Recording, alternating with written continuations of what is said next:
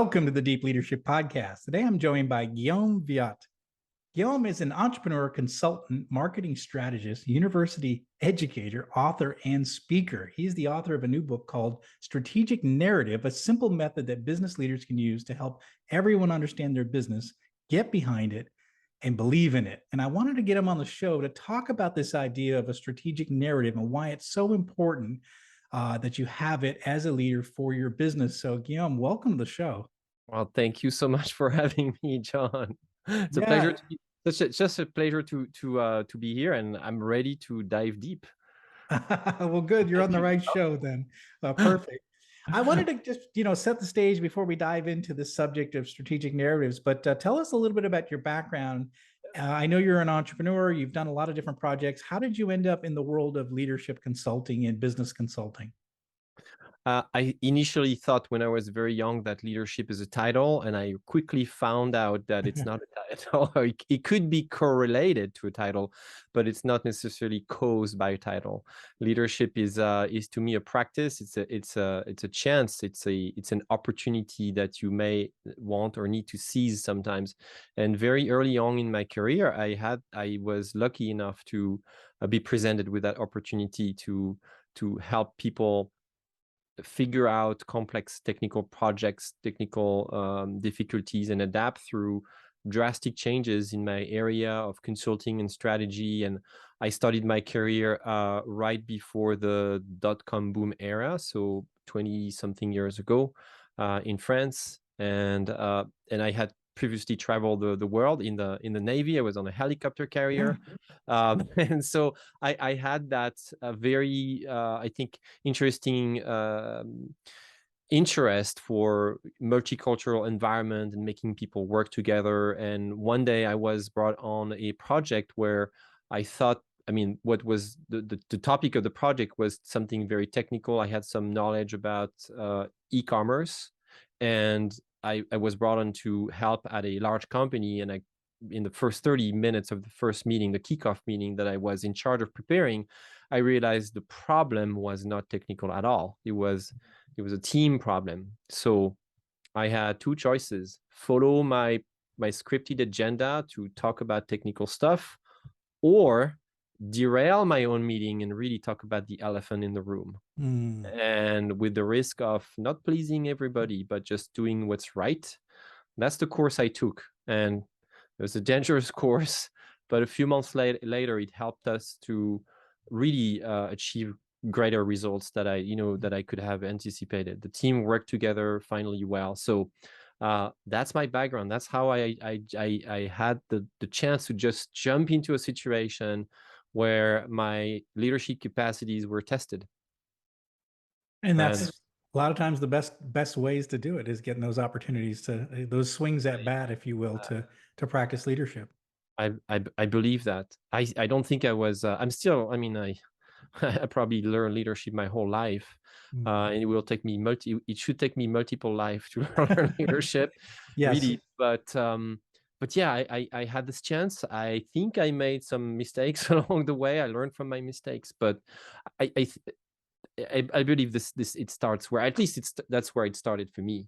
So Outstanding, outstanding. And your company is called MetaHelm. And yeah. what do you do to help business leaders? What kind of services do you provide? And tell us a little bit about the origin story for your company's name, because that's an interesting name. So MetaHelm is based in Seattle, Okay. Washington, west coast of the United States. I have clients a little bit all over the world. Only a small portion of my clients are in the United States. I have clients on pretty much all continents at this Oh, point. wow. And what we do is that we specialize in what I call strategic narrative, which we'll talk about this in a moment. And what a strategic narrative does for leadership of my clients' organization is that it helps them do two things. One is align people better, and two is accelerate the speed of innovation. So I work with mostly founders, business owners, and CEOs of companies who I call transformative. I call them transformative because they are on a trajectory to transform one of three things typically: either their industry, those companies come up with new processes, new patent, new IP. They want to change the way the industry has worked for a long time. The second reason why I call them transformative is because they want to transform people's condition. So an example would be companies in the healthcare industry who are really set to transform people's life. And a third reason why they're transformative is because, and that's a growing part of my business right now, is transforming our environment and our society. More and more companies use business as a force for good, and they actually use typical traditional businesses to actually impact their environment in a different way. So that's what my business does. Why is it called MetaHelm? This is my fourth venture. That's my fourth business. And with this one, I didn't have a co-founder. And so I was the sole owner of the responsibility to find a name. And I thought, okay, how do you find a real good name that is really aligned with what I want to do in that situation? And I had researched, I had more time to research how other founders found the name for the company, and I came across some examples where there was something tied to the founder and something tied to the background of the founder. So Helm is actually the second part of my first name, Guillaume. Yeah. And a helm is, I'm a sailor, and a helm is what sets the course of a ship. And I immediately thought, that's a good sound. I like it. It has a connection with me. And that's what I want to provide to my clients. It's help them setting a better direction for their ship, their company, right? So, and then I also always thought that Meta sounded cool. And I was way before Facebook decided to rebrand. And I thought, Meta Helm, yes, it's actually the company that guides the guides to be better guides.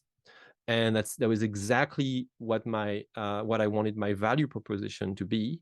And I checked if that name was taken and that name was available. That's something that many people don't think about, but you've got to make sure that you can use actually this name without causing any problem. So that's the story behind my name. Very good. I like the idea of the helm. As a Navy guy myself, so I can appreciate that. Absolutely. I figured you'd appreciate that too. Absolutely. So you work on and you write about strategic narrative. So help us understand, you talked a little bit about it, but help us understand what a strategic narrative is and how is it just different from, your typical business storytelling? Because we've talked about storytelling on this podcast before, but this is something different. This is something special. What is it and how is it different? So just like most business people, I found myself using the word story and narrative kind of interchangeably in my daily language for many years. And very quickly I thought, yeah, this storytelling is so important. How come we're not taught about this? So I started buying books on storytelling maybe 10, 15 years ago. And I was so engrossed, so attracted by this topic that I was reading books after books on this topic. And naturally that started to show through my work. And people started to recognize me for this new skill set of being able to help them tell better stories. So people would come naturally to me and say, can you help me tell my story? And that's kind of something we hear all the time, like, hey, we got to tell our story, or what's your story? And so I jumped on that marketing and strategy bandwagon as it started, leaving the station 10, 15 years ago. And I thought, I do storytelling. And one day I thought, wait a minute, why do we have story and narrative? There must be a reason why there are two words. And it was at the same time where I thought that the traditional way to do business storytelling has something that feels inauthentic, has something a little bit broken. We borrow this mindset from movie making. But the problem is that in a movie, you can make up any story you want. In reality, you should not make up any story you want. You should, in my opinion, as my values, strive to and try to tell the truth. So I thought, there is something off here.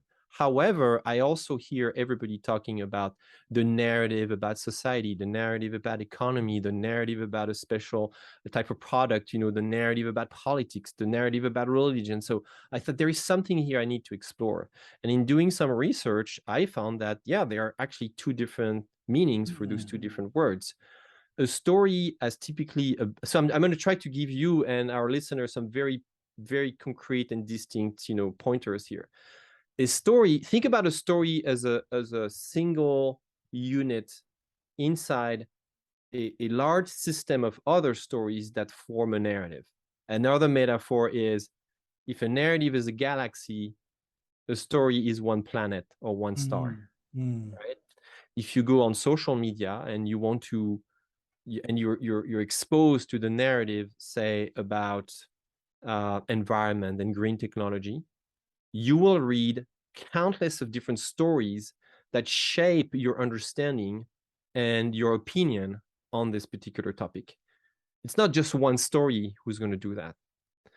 And so a story has typically a beginning, a middle, and an end.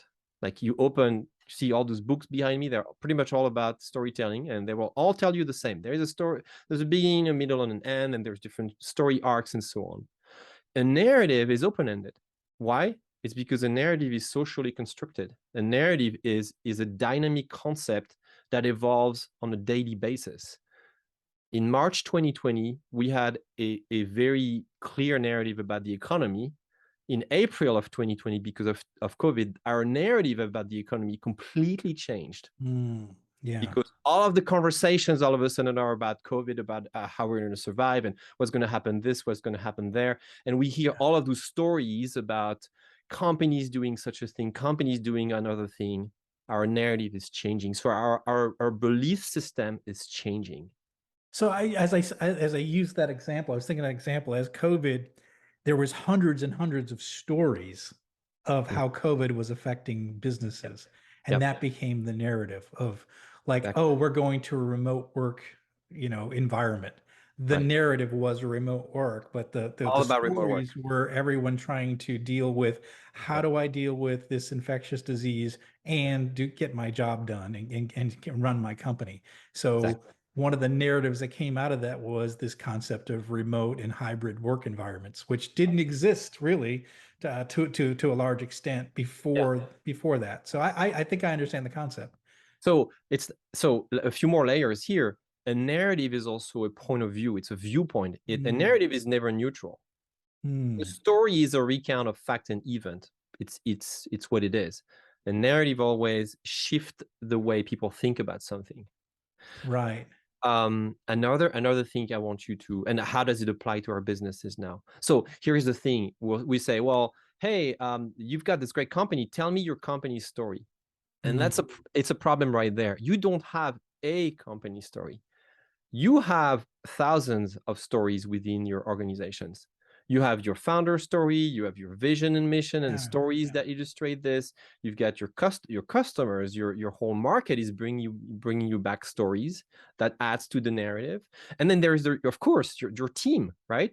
Your team join you and come to work and join you on your adventure, on your entrepreneurial adventure with their own story and their own narrative. So all of that is a complex system. And so what I've noticed over the years is that when we say, let's tell our story, we have no clue what story we're going to talk about. No one knows. So you put everybody in the room, say, okay, let's tell our story. First of all, we don't even know what story we're supposed to tell. So I wanted to build a system to clarify this, which I did. I built a framework many years ago called the Strategic Narrative Canvas, which helps you organize what is it that we're talking about. Yeah. And one of the things that I realized is that once your narrative is more coherent, people seem to turn naturally towards the same direction. They start shooting and working towards the same overall goal. It's never perfectly aligned, but overall, your ship, if I may continue with that metaphor, is kind of going towards the same course. Yeah. Well, that's It's what I like. That's what I like about the book, the way it's written. It's very visual, and you do yeah. use like vector arrows to talk Mhm. about how alignment. So, talk to Right. us about why strategic narratives are so important to get alignment. That really stood out to me when I went through the book. Well, I wanted to write a book that that breaks away from the typical literature on business storytelling that says the same thing. And I stepped back and I thought, what do business people care about? Do we care about being a better storyteller? No, we can't. Mm. Frankly, do you care? Do I care? I don't care. What I care about is that my business works better. And Yeah. I care that people are aligned. That I care about. So I wanted to start my book with that truth that, hey, your business is about people working in the same direction, right? Mm. And so why does this matter? Is because alignment is not just about your team. It's think about a company as a congregation, as a group. At the basic human level, we gather through businesses because we want to serve people. We want to make a profit to feed our families and grow our communities and be, it's a safety need, it's a health need, right? So we have those human relationships, and those human relationships really work if we all together kind of work together in the same direction. So that's why it's so essential. It's really hard because we're in days and age where there's so much information. um, we are challenged by being in the same workplace, so we are remotely dispersed. So how do you keep people thinking about similar things and thinking about things in a similar way? Or if there is divergence, no problem, but how do you bring people back remotely to discuss those Mm. gaps that you may have within your team or outside? So I think it's a critical topic that we see that shows through all our conversations about the workplace these days. The latest buzzword, the quiet quitting. Yeah. Yeah. You've heard about this, right? To me, that's a great example of misalignment in our society. Yeah. Yeah. We're not even aligned anymore about why companies should exist in our relationship between somebody and a company.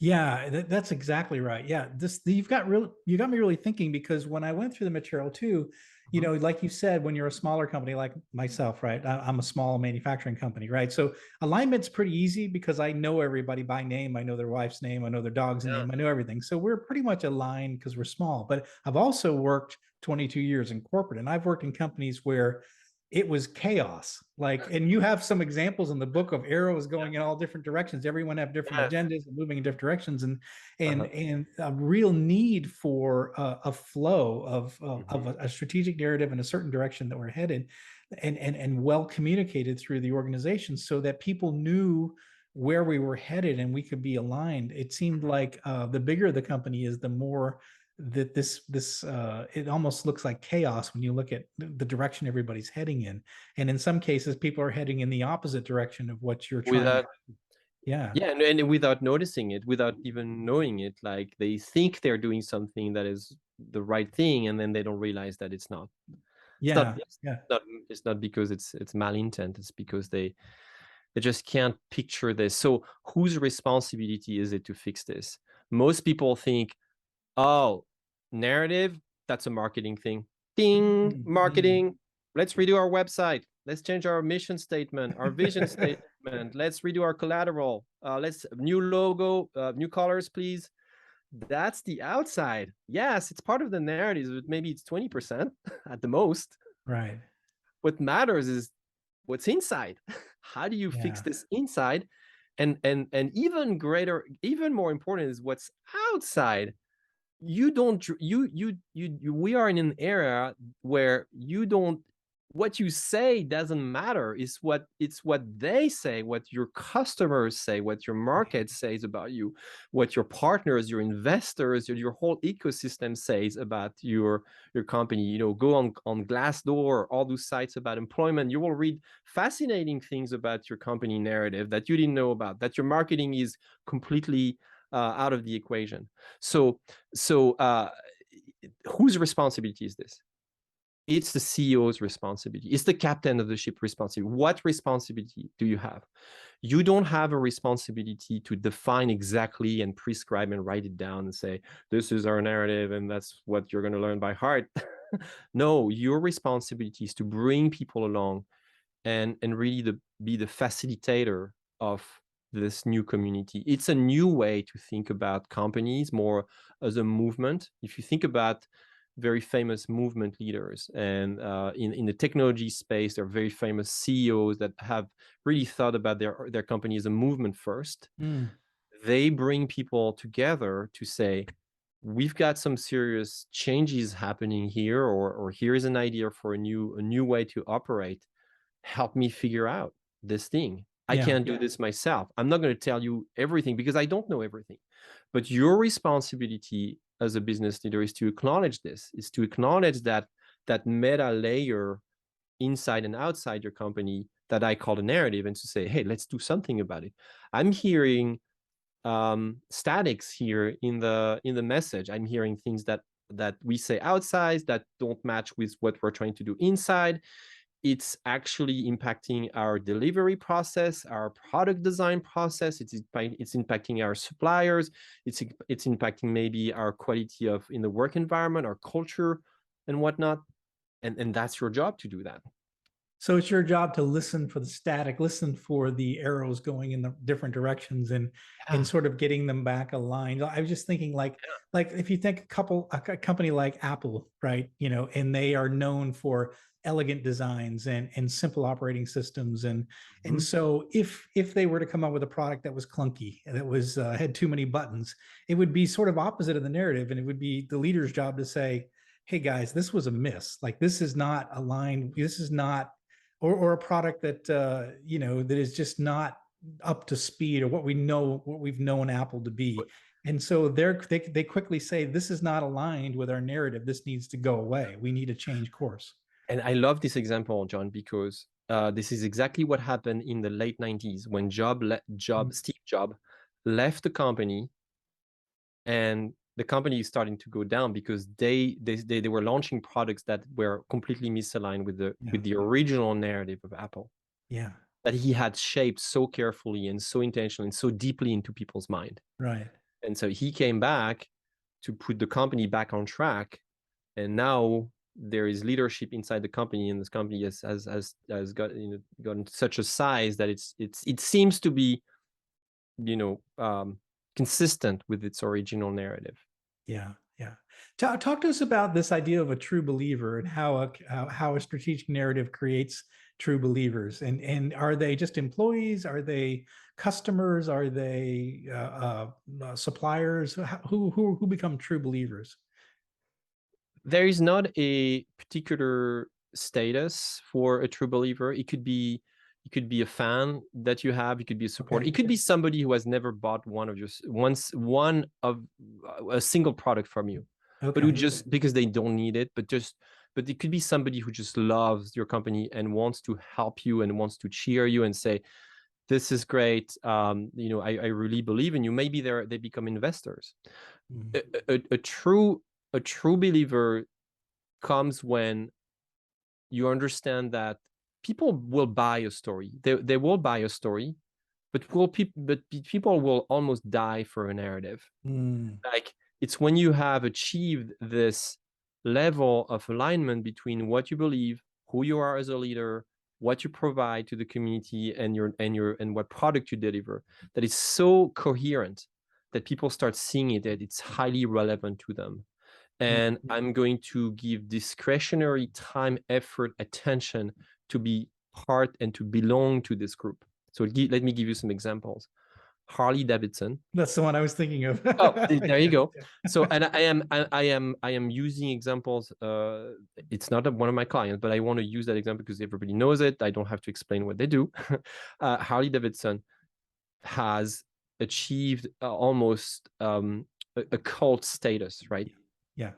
People will gather together without Harley Davidson's marketing or whoever at Harley Davidson asking them to do so.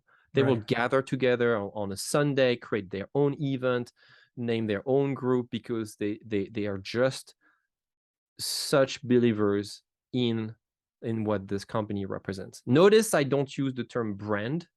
Yeah. Yeah. I don't know if you noticed that, but I rarely use the term brand. I use the term company or group or organization, because I want to explain that this is at the human level. Yeah. Branding is one of the layers of that level, but I'm just maybe one level higher, or on the right or on the side, but that's what it is. So true believers will do that for you. Here is another name of a company we have in Seattle called Mod Pizza. It's Yeah. now national chain of 550 stores at this to this day. They just went public or about to go public, and this company is built around a very smart, very strong, very relevant strategic narrative, which is pizza as a society, as a platform for societal change. Yep. Right? Yeah. Who thought about launching yet another pizza place in 2008, where there's a market saturated with pizza restaurants, and these founders go, well, pizza is important, but what's more important is to give people fair working conditions and jobs, and we can impact our society with the excuse of, it's almost an excuse. They wouldn't say that, but I say it.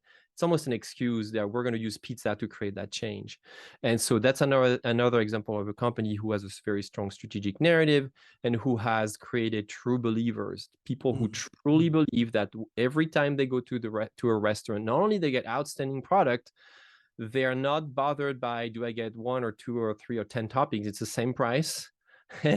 But I do help this company who offers fair benefits to their employees and treat people, right.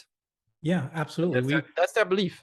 We have one in town, and that's a place we'll stop by occasionally, and it's a good place to eat. And again, they hire people and they treat them right, and I think that's good. And they're consistent with their narrative for sure, even in our local restaurant. Yeah. And another benefit I want to highlight for listeners here is that once you do this, okay, not everybody has to agree that selling pizza this way is better for.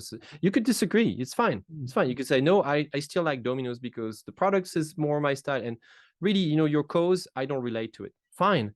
But what this does for Mod Pizza, that it sets them apart. It differentiates them. What's the difference between Domino's and Pizza Hut? More cheese, less cheese, little. What's the difference between Domino's and Mod? The impact on society, and that people remember. And people remember that, and they're attracted. And they can better choose. Do I agree with that or not? So then my strategic position in the market is now an asset, and that's why I call it strategic narrative. Because we build this for strategic purposes, not just because we want to have a cool story on our website. Who cares? Who cares about the cool story? Great, you have I see all those websites now with our story. Great, fantastic. I'm very happy for you. You have a cool story. It's a founder story that people will resonate with. It's awesome. I don't deny it. But what is your narrative? Let's scratch the surface a little bit. Yeah, I like that a lot. And so leaders who are listening into this and they're like, "Oh, wow, this is a good point." Like we have on our website, we have a story. We have our founding story, right? Like the first restaurant was opened in, 1971 in a small town in, Massachusetts, and they've got that story. But that's not a narrative. And so if leaders are listening in and they hear that and they say this is really resonating with them, how do they get started with, how do I start thinking in terms of a narrative versus a story? Where do they get started? So I have this simple framework that people can visually picture. It's really simple. It's really easy. Look at your company with you have four dimensions. One goes from inside to outside. So what's inside your company, your organization, what's outside, your environment, your customers, everything. And then look at it from the individual perspective to the collective perspective. Individual is you as a founder, as a leader, a CEO, and you can have also this dimension apply to maybe your other colleagues. In fact, anybody in the company. You don't have to be a title leader to feel like you belong at an individual level. So there are four areas that you need to look at. The first one is the individual and internal. How do you feel about your company? What's your level of passion? How are you aligned? how does this relate with your own life narrative? If you were the founder of a company that you built from scratch, typically you did it because there was some kind of calling or purpose or reason, or something happened in your life that made you want to start this company, either traumatic events or positive events. And so that's an area that I always encourage people to revisit, because also it changes over time. Many leaders will forget about why they, because Mm. we're so busy doing 100 things every day. We're like, why are we doing this again? We feel a little bit like, or sometimes we want to take some perspectives. That's the first thing. Start your diagnostic there, and then move to the three other dimensions. I don't want to turn this into a course. I have a course coming up, or you can go to my website if you're interested. But very briefly speaking, the next part to look into is, how does your company resonate with the outside, even with people who are not your customers? Like, does it make sense to them? Why is your company thinking that you're going to have a positive impact, out there? What is the result of your company? Can you tell us why it's important now, today? How is it relevant? The next dimension would be about your team, so collective and inside. Okay, how do you treat your team? Do you make them co-create? Do you allow them to co-create the goals, the vision, the processes? What's the perspective? What's the culture? How do you tackle tough challenges? Or like me, years ago, discussing elephants in the room. Mm. That's another facet of the narrative that has tons of stories you need to explore. And then final but not least is your product story and your customer stories, I should say stories, because there are so many. And that dimension needs to be explored. Once you have done this, then start by diagnosing those four dimensions and see where you see the gaps, and see what might be actually some strong assets. Some of those stories will come back over and over, and you will feel like, yeah, these are really why people want to work with us or buy from us. We've got to tell these more often. You have to repeat yourself. And I know it's one of the chapter in your book, John, that I really enjoy so much, is about repetition. Like, we Yeah. forget that we have to repeat ourselves every single day as a leader. We forget that. So Mm. start there. Step number one is diagnosing per those four dimensions. I love it, and what I like about it in the book, it's you lay it out pretty easily. It flows. It's simple. It's easy to follow, and then you give you show examples of companies that are doing it well. And Mod was one of the examples in the book, and Yeah. that are doing it really well. And so, leaders, I just encourage you to pick up this resource, because it's so it'll make you think differently about the idea of stories. Because I think up to this point, I've been thinking like you. I've read a lot of these books and about writing your story and telling your story, and that's important, and this hero's journey and putting the customer in the hero as the hero. And I love that, Yeah. and it resonates well with me. But I think you're right to say that all these stories exist in a bigger narrative. And Mm-hmm. what is the bigger narrative in your company? And is it aligned with what you're trying to be in the world? And I think that's the ultimate question here, that your book is helping leaders resolve and fix and make sure they're paying attention to. Yeah, absolutely. I really, I in my book, I named three of my three examples. I admire those companies. In fact, last night I published another article with 15 examples of them. Oh, great. I constantly research them. I see this pattern now. It's like you've seen a red car once, and now all you see is red cars. Yeah, exactly. Or That's your it. own Yeah. one. So same thing, for me years ago, I'm like, gosh, I see this pattern. There's really that system. I see this, and I see the CEO is doing the same thing over and over. Has anybody talked about this? Yeah. No. Well, okay, let me try to model this, and now I can see this. I mean, Oatly, they make oat milk. I'm looking at tons of very cool companies in Europe in the environment. Mimbly, they're changing the way we do laundry, and Mm. less water, less microplastics in the water, and they have an entirely new way to look at the laundry and laundromat industry in Europe. Co-working spaces. I mean, the list is very, very long. And then in the book, I give 10 examples of my clients and I highlight the leadership principles that they mostly applied when working together to build their own narrative. I think it's fantastic, and I think this is the resource, leaders that you need to have to think in almost in a bigger picture of what what you're probably thinking today about your business. Think Yeah. about the bigger picture and what's the impact that your company is making in the world. And I think it's more than just making widgets and making products. It's more about, are you making a difference? Yes. And I think that's what you're pointing to, and I think it's really powerful and it's really good stuff. Guillaume, how can people find out more about your company and the book that's out there? Well, now that you know my company name, MetaHelm, just go to your web browser, everyone, and type in MetaHelm. At the top of my website, you will see a menu item that has my book. And right now, it's only an ebook for now. I'm working on a print version, and it's free. And I don't even ask for email because I just want this to be of use of people. So that's where you can go. If you really like what I do, check out my articles too. I publish 3 times a week on this topic religiously, and I continue to explore this theme. So you heard it here first. We have a free resource for you to get better Oh at yeah, there you strategic go. narratives.